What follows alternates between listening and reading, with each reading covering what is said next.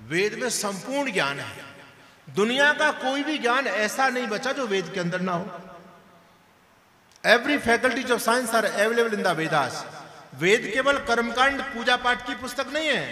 वेद में केवल हवन के ही मंत्र नहीं है, केवल संध्या के मंत्र नहीं है। वेदों में संपूर्ण नॉलेज, आपके परिवार की नॉलेज है, समाज की नॉलेज है, खान पान की। आयुर्वेद भी वेद से निकला है, धनुर्वेद भी वेद से निकला है, गंधर्वेद भी वेद से निकला है ना, सामगान भी। ये जो विद्या है जो हमारे गा रहे हैं, ये भी तो वेद के अंदर है। ऐसा कौन सा ज्ञान है जो वेद के अंदर ना हो? इतना स्पष्ट लिखा है वेद में। और मैं आपको एक मोटा सा उदाहरण देता हूं, ये बात आपकी समझ में आए नहीं आए, लेकिन एक बात समझ में आप सबके आ जाएगी। इस दुनिया में ऐसा कौन सा पक्षी है जो इंसान की वाणी में बोल लेता है? तोता बोलता है, नहीं बोलता? तोता बोलता है। एक और होती है, एक सारी होती है, मैना बोलते हैं जिसको। मैना मतलब वो तोता की फीमेल नहीं होती मैना। मैना एक अलग प्रजाति है ना, तोता मैना। तो मैना कहते हैं कि मैना तोता से और स्पष्ट बोलती है। तोता भी बोलता है, तोते को बोलते हमने सुना है, वो भी मनुष्य की वाणी में बोल लेता है। पूरा नहीं बोलता, कुछ बोलता है, लेकिन मैना उससे भी आगे है 4 कदम। अब आप ये चिंतन करो कि भाई इस धरती पर कितनी योनियां हैं? 84 लाख योनि बताते हैं लोग, और कितने सारे पक्षियों की योनि है। तो इंसान लोगों ने तोते को सिखाना क्यों शुरू किया? तोते को पढ़ाना क्यों शुरू किया? कौवे को क्यों नहीं पढ़ाया? कबूतर को क्यों नहीं पढ़ाया? बगुला को क्यों नहीं सिखा दिया भाई? मैना को और तोते को क्यों सिखाया? तो वेद का मंत्र आता है, सारी पुरुषवाक शुका पुरुषवाक।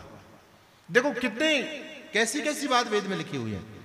वेद ने यहां तक भी बताया कि सारी पुरुषवाक शुका पुरुषवाक। सारी कहते हैं मैना को और शुका कहते हैं तोते को। ये पुरुषवाक है, ये पुरुष की वाणी में बोल सकते हैं। जब वेद में लिखा तो जो वेदों को जानने वाले लोग थे, उन्होंने इनको पकड़ा और उनको सिखाना शुरू किया, उन्होंने बोलना शुरू कर दिया।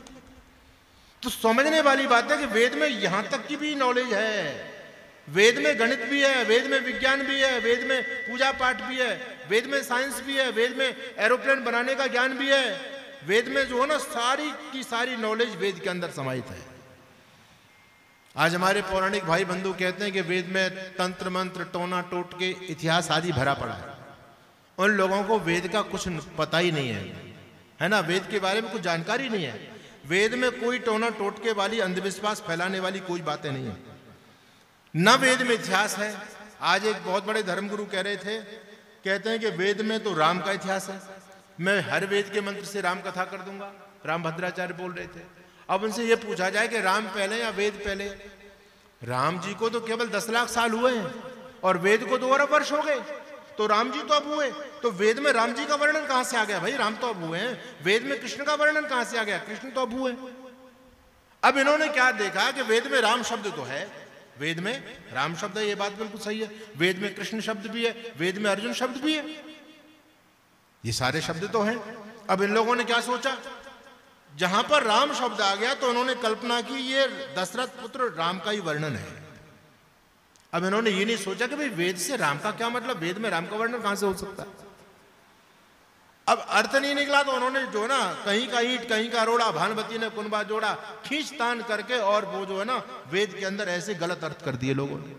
मैं आपके सामने एक श्लोक बोलूंगा, ठीक है? आप मेरे श्लोक को बहुत ध्यान से सुनना और केवल इतना बता देना कि श्लोक कहां का होगा, ठीक है? अथा पता के आधार पर आप बता देना कि महाराज ये श्लोक रामायण का हो सकता है, महाभारत का हो सकता है, गीता का हो सकता है। अब सुनो ध्यान से। केशवम पतितम दृष्ट्वा द्रोण हर्षमुपागताः रुदन्ति कौरवा सर्वे हा केशव हा केशव। फिर दोबारा बोल रहा हूं। केशवम पतितम दृष्ट्वा द्रोण हर्षमुपागताः रुदन्ति कौरवा सर्वे हा केशव हा केशव। अब ये बताओ, मैं आपसे अर्थ नहीं पूछ रहा इसका, ये बताओ ये श्लोक आपको कहां का लग रहा है? आप लोगों ने महाभारत पढ़ी है क्या? पढ़ी किसी ने नहीं, लेकिन सब कह रहे हैं जी महाभारत का हो सकता है, महाभारत का हो सकता है। भाई आपको महाभारत का क्यों लग रहा है? क्योंकि इसमें कुछ ऐसे शब्द आ गए जो महाभारत कालीन महापुरुषों के थे। केशव, केशव हम किसे बोलते हैं? भगवान कृष्ण को। द्रोण, द्रोणाचार्य है ना, कौरव, ये सब महाभारत कालीन नाम आ गए। तो आप लोगों ने केवल नाम देखे और आपने कह दिया जी महाभारत का होगा, लेकिन इस श्लोक का महाभारत से कोई भी लेना देना नहीं है। जैसे राम भद्राचार्य ने वेद के अंदर राम शब्द देखा तो राम भद्राचार्य ने कह दिया इसमें तो राम का वर्णन है, बल्कि उस मंत्र से राम का कोई लेना देना नहीं है। अगर आप इस श्लोक को महाभारत का मान लेते हैं या गीता का मान लेते हैं और इसका अर्थ करेंगे तो अर्थ का अनर्थ हो जाएगा। अब कैसे अनर्थ होगा, अब सुनो। केशवम पतितम दृष्ट्वा, केशव यानी भगवान कृष्ण, केशवम पतितम दृष्ट्वा, भगवान कृष्ण को गिरा हुआ देख करके, युद्ध के मैदान में कृष्ण को गिरा हुआ देखकर। अच्छा, पहली झूठ तो ये हो गई, क्या भगवान कृष्ण कभी युद्ध के मैदान में हताहत हुए थे? नहीं हुए। लेकिन श्लोक तो यही बता रहा, केशवम पतितम दृष्ट्वा द्रोण हर्षमुपागताः, द्रोणाचार्य प्रसन्न हो गए। कृष्ण को युद्ध के मैदान में देख करके द्रोणाचार्य प्रसन्न हो गए। रुदंती कौरवा सर्वे, और कौरव रोने लग गए। अच्छा भाई, कौरव क्यों रोएंगे? अगर कृष्ण मर जाएं, कृष्ण हताहत हो जाएं, तो कौरव तो लड्डू बांटेंगे या रोएंगे? क्योंकि उनके मार्ग में सबसे बड़े रोड़ा तो भगवान कृष्ण ही है ना, और कृष्ण गिर गए युद्ध के मैदान में तो कौरव तो प्रसन्न होंगे। अगर हम इस श्लोक को महाभारत का मानते हैं तो इस श्लोक का यह अर्थ निकलेगा कि कृष्ण को युद्ध के मैदान में गिरा हुआ देख करके द्रोणाचार्य रोने लगे और कौरव प्रसन्न हो गए। इस श्लोक का कोई तारतम्य नहीं है क्या? कोई तारतम्य नहीं, बेकार की बात है सारी। याद रखना, एक श्लोक महाभारत का नहीं है। इस श्लोक का दूसरा ही अर्थ है, यह कूट काव्य का श्लोक है संस्कृत में, और इसका अर्थ यह नहीं जो मैंने आपके बीच में बोला, केशवम पतितम दृष्ट्वा। अब सुनो, केशवम, केशव का अर्थ आप कृष्ण तो लेते हैं, वो ठीक है, लेकिन यहां पर केशव शब्द का अर्थ अलग है। वो केशव में दो शब्द हैं, का शवम, और का को सप्तमी में ले जाओ तो के बन गया, राम का रामे बनता है। उसी प्रकार से के और शवम, का मतलब होता है जल, जल में सप्तमी का अर्थ होता है अधिकरण में, पर जल में शवम पतितम दृष्ट्वा, जल में शव को बहता हुआ देखकर। केशव का अर्थ क्या हुआ? केशवम पतितम दृष्ट्वा का अर्थ क्या होगा? जल में शव को बहता हुआ देखकर। केशवम पतितम दृष्ट्वा द्रोण हर्षमुपागताः, द्रोण कहते हैं कौओं को, कौवे प्रसन्न हो रहे हैं। क्यों? क्योंकि वो जल में बहते हुए शव को खा सकते हैं, उनको भोजन मिल सकता है। लेकिन जो जल में प्रवेश करके शव को नहीं खा सकते, वो श्रृंगाल रो रहे हैं। रुदंती कौरवा सर्वे, श्रृंगाल रो रहे हैं। अगर भूमि पर शव पड़ा होता तो उनको भी भोजन मिल जाता, वो तो जल में बहता हुआ जा रहा है। हा केशव, हा केशव, अरे जल में शव बह गया, जल में शव बह गया। श्रृंगाल रो रहे हैं और कौवे खुश हो रहे हैं और जल में शव बहता हुआ जा रहा है। इस श्लोक का यह अर्थ है। लेकिन लोगों ने बस शब्द देकर और अर्थ करना शुरू कर दिया। तो लोगों ने कहा भाई वेद में राम का वर्णन है, वेद में कृष्ण का वर्णन है, वेद में अर्जुन का वर्णन है। याद रखना, वेद से लोक में शब्द आए हैं, ना कि लोक से वेद में गए हैं। राम शब्द पहले से वेद में है। दशरथ जी ने देखा भाई मैं अपने बेटे का क्या अच्छा नाम रखूं। आजकल भी तो आप लोगों से नाम पूछते हो ना, भाई हमारे बच्चे का अच्छा सा सुंदर सा नाम बताओ। आजकल आप गूगल पर सर्च करते हैं हमारे बच्चे का सुंदर सा नाम, देखो। तो पहले जब वेदों का जमाना था, ऋषियों का संबंध वेदों से होता था, तो लोग वेदों में नाम ढूंढते थे और वेद में नाम मिला राम, और राम तो बहुत अच्छा, जो सब में रमा हुआ वो राम है।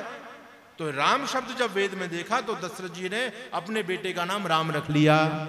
वेद से राम शब्द लोक में आया, ना कि लोक से वेद में गया। कृष्ण शब्द वेद से लोक में आया, ना कि लोक से वेद में गया। याद रखना, वेद में कोई इतिहास नहीं, वेद में कोई टोना टोट के भूत प्रेत है ना, जिन्न पिशाच शनि राहु केतु आदि आदि का कोई वर्णन नहीं है। वेद सब सत्य विद्याओं का पुस्तक है। वेद में सारी सत्य विद्याएं भरी पड़ी हैं। जितनी भी विद्या धरती पर हो सकती हैं, आज जितने भी फैकल्टीज कॉलेजों में पढ़ाई जा रही हैं, वो सारा का सारा ज्ञान वेद के अंदर है।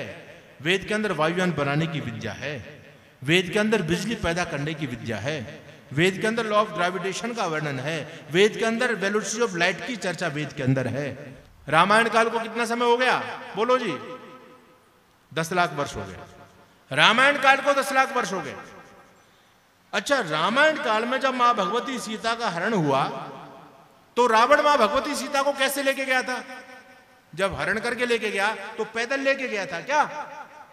या कार में बिठा के लेके गया था? रथ में बिठा के लेके गया? किस में लेके गया? विमान, पुष्पक विमान में लेके गया। इसका मतलब पहले भी विमान थे या नहीं थे?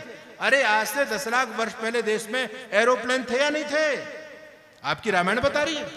अच्छा, बिना टेक्नोलॉजी के विमान बन के होंगे क्या? आज से 10 लाख वर्ष पहले भी देश में टेक्नोलॉजी थी, ये आपका इतिहास बता रहा है। 10 लाख वर्ष पहले और 2000 साल पहले जो पैदा हुए वो हमको ये बता रहे हैं कि इनके पूर्वज जंगली थे, अशिक्षित थे, मूर्ख थे, वो पत्ते लपेट करके रहते थे। ये सारी झूठी बातें हैं, सारी की सारी। तो हमारे ऋषियों का नाता वेदों से है और वेद में संपूर्ण नॉलेज है। स्वामी दयानंद सरस्वती ने आज से 150 साल पहले कहा था, वेद सब सत्य विद्याओं का पुस्तक है। ये सारे पाखंडी ऋषि दयानंद के पीछे पड़ गए। अरे दयानंद तुम क्या कह रहे हो, वेद में विज्ञान कहां से आ गया? लेकिन आज जब एस सोमनाथ इस बात को बोलता है कि काश भारत के लोगों ने वेदों को पढ़ा होता तो हम दुनिया के अंदर विज्ञान के क्षेत्र में सबसे आगे होते, और विदेशी लोगों ने सारे सिद्धांत वेदों से चुराए हैं, तो ऋषि दयानंद के सिद्धांत की पुष्टि हो रही है। आज दुनिया मानती है ऋषि दयानंद को, क्योंकि ऋषि दयानंद ने जो काम वेदों का कर दिया, वेदों का जो उद्धार कर दिया, दुनिया में कोई नहीं कर पाया इतना बड़ा काम। आज नासा वेदों पर रिसर्च कर रहा है, वो कुरान और बाइबल पर, पुराणों पर कोई रिसर्च नहीं कर रहा है। क्यों? अरे विदेशी तो वेदों को जंगलियों की पुस्तक कहा करते थे, विदेशी तो वेदों को गडरियों के गीत कहा करते थे। आज उन्हें गडरियों के गीतों पर, जंगलियों की पुस्तक पर विदेशी रिसर्च कर रहे हैं। उनका चिंतन किसने बदला? उनका चिंतन बदला ऋषि दयानंद सरस्वती के भाषण है। तो ऋषि दयानंद सरस्वती का सनातन धर्म के लिए बहुत बड़ा योगदान है, बहुत बड़ा योगदान। अगर स्वामी दयानंद सरस्वती ना होते तो तुम्हारे धर्म का जो मूल वेद है ना, ये भी नहीं बचता। लोगों ने तो कह दिया कि वेदों को तो शंकासुर ले गया, वेदों में तो बेकार की बातें, जंगलियों के गीत हैं वेदों के अंदर।